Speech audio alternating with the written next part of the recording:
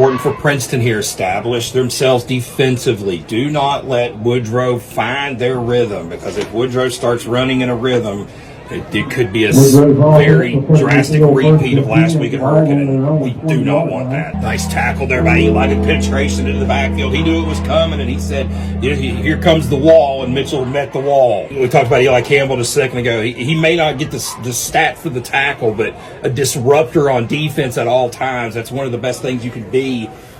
Even if you're not getting the tackle, you're still disrupting, causing problems. Straight drop, clean pocket, fires towards the far sideline. He has Don Collins. Collins is loose, 45, 50 across midfield. No one's going to catch him. First 25, 20, 15, 10. He jogs in the end zone. Touchdown, Tigers. Don Collins, 63-yard reception. Lulled him to sleep with a couple little runs up the middle with Markel Lowe. Little curl route on the hitch for Dom Collins. Catch a football. Batman afterburners. Goodbye, Dom Collins. Hello, Princeton touchdown. And Princeton takes the early lead. Cochran out of the shotgun and gives it off to Brody Rice. Brody inside the 5. Makes a cut back inside, and he's in. Touchdown, Tigers. Nothing special about the football play. Give it to the big boys. Say, hey, go on out there and go get it. And Brody stuck his foot in the ground, and he said, thank you very much. I'm going to go get 10 yards. I'm going to go get a Tiger touchdown. And hello to the end zone for Brody Rice.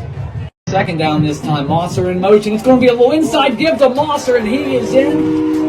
So jet sweep action. We ran right into Eli Campbell, Mason Brook on the right side of that Princeton offensive line. Wes, if we were running, if they put you and I in there to run jet sweep behind Mason Brooklyn and Eli Campbell, you and I could get a 1-yard touchdown. Fantastic run there for Brad Mosser, picking up the touchdown, giving Princeton down a 3-score lead. Cochran, a little flare out for Markel Lowe, makes the catch inside the 15, cuts it back, 10-5, end zone, touchdown Markel Lowe. Wow, that's called quarterback vision. Grant Cochran saw something we didn't see. He saw Markel Lowe. He got it in there to Markel. Markel made a couple hands and dancing moves, got to the end zone, touchdown Markel, and a 3-touchdown lead just before halftime. Great job, Tigers. Marvin Howard is a great football player. There's no way to deny it. And if that's your 2, man, that's a heck of a 2 to have.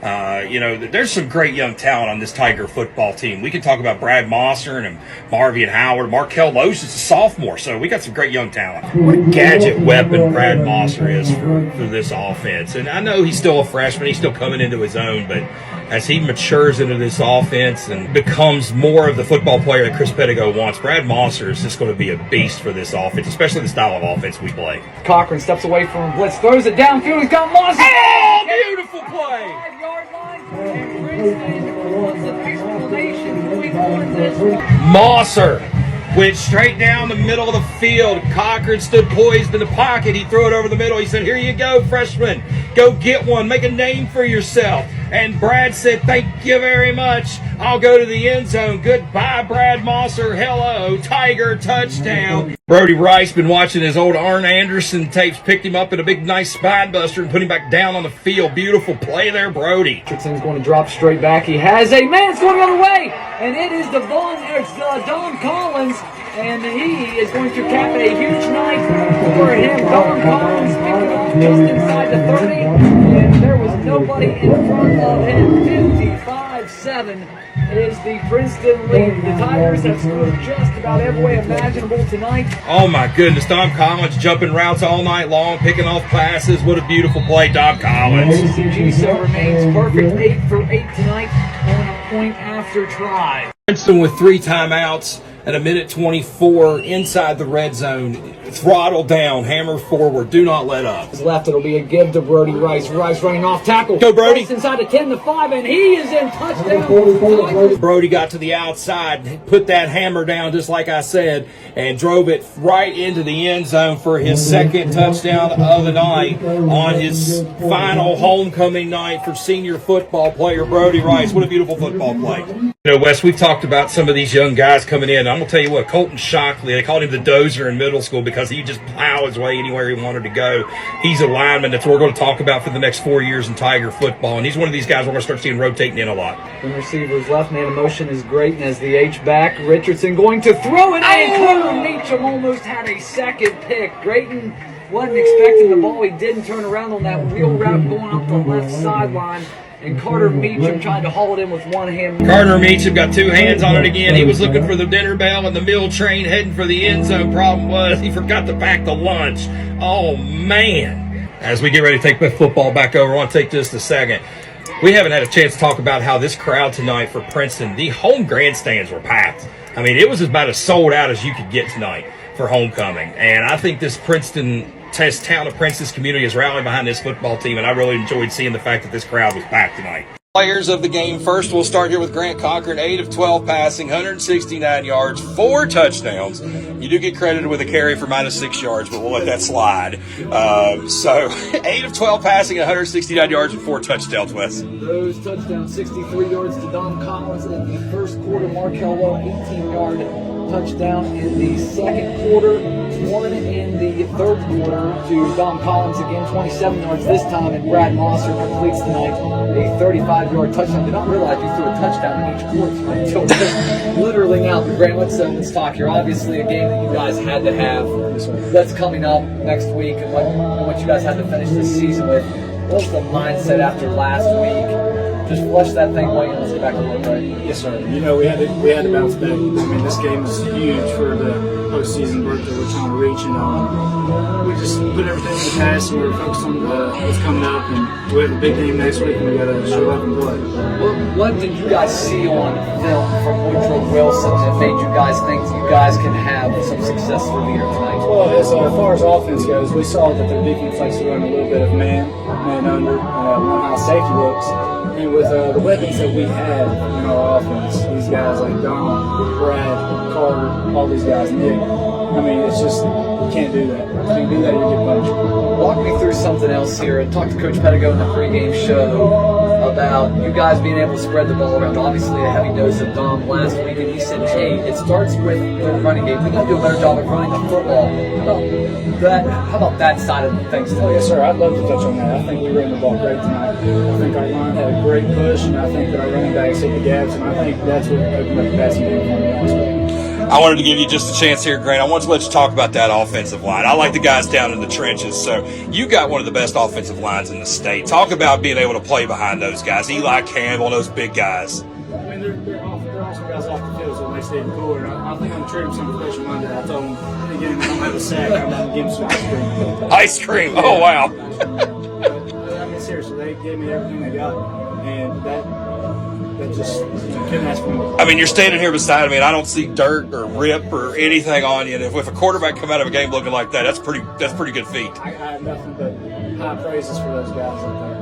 Grant, was it talked about in the locker room this week? Hey, this is our first home game in 7 weeks. It's homecoming. It's a picture-perfect night for football. It's a big game. It's a rivalry game against a team that everyone's familiar with in Princeton. Was there talk of, hey, we can't get caught up in all the hoopla. We have to go out there and actually just perform tonight and send these guys home happy? Yes, sir. I touched on that with my family at home and my friends on the team. I was like, guys, homecoming week, I mean, it's all fun. I mean, have fun, enjoy it. But when it comes game time, you got to get ready. And Coach Pettigo told us that, too. I think it's easy to get distracted by all the events that happens throughout the week. But, I mean, you just got to stay focused on the game and the task at hand. Grant, last thing for you here, and then we're going to jump over to another player of the game. Next week, obviously a tough test against the Bridgeport team. Only has one loss this year that came back early part of September.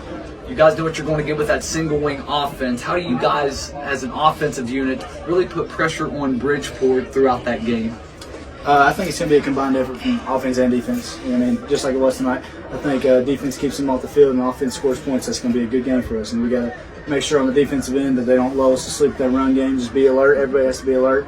Our offensive line, our receivers, everybody has to do their job. And I think we'll do our best up there and come out and win.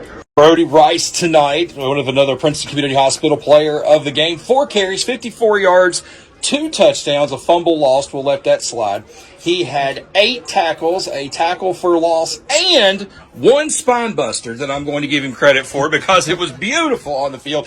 And while I'm at it, all hail King Brody the first, as we called him. So tonight, another co-player of the game, Wes. Brody, a game that I would call a Brody Rice type game. Let's get tough. Let's play physical football. What did you guys see from Woodrow Wilson on film this week that made you guys think you can have some success here? Obviously, I thought going in it was going to be a low-scoring game. I didn't think the offense would do quite what they did. But how about that defense tonight? Defensively wise, we knew they had some guys who could run and some guys up front on the line that are going to play 4 quarters of hard-nosed football all game.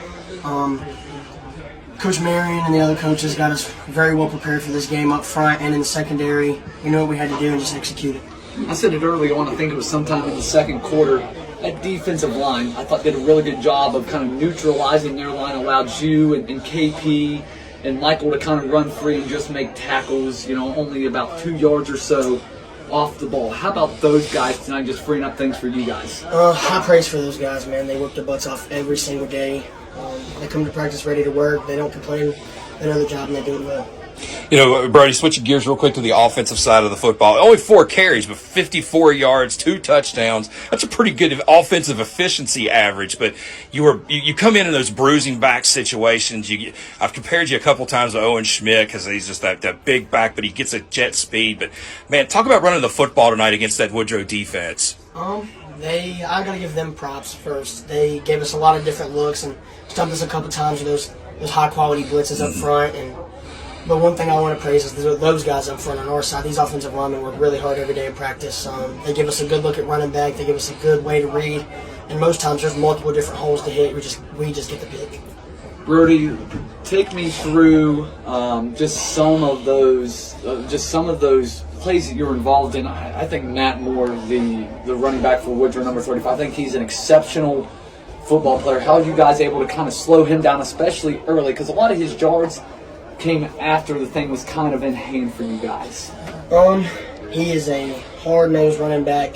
He's going to keep running until you take him down. We knew coming in that you had to hit him, and you had to hit him hard to get him on the ground. Next week, Brody, it's another running team that we're going to face. They go in that single back, single wing, and we're going to go all the way to Bridgeport. So what's the mindset flipping into going all the way up I-79 to play in Bridgeport as we get ready for next week? I think through all these games that we've played, we've had the same mentality. It's come in, know what you're doing, execute at a high level, and finish the season. Finish the game, finish the season, work hard. Brody Rice, one of 3 Princeton Community Hospital players of the game. He goes 4 carries, 54 yards, a couple of rushes on the ground. He finishes with 9 tackles, 1 TFL, and Eric unofficially gave him a spine buster in tonight's contest.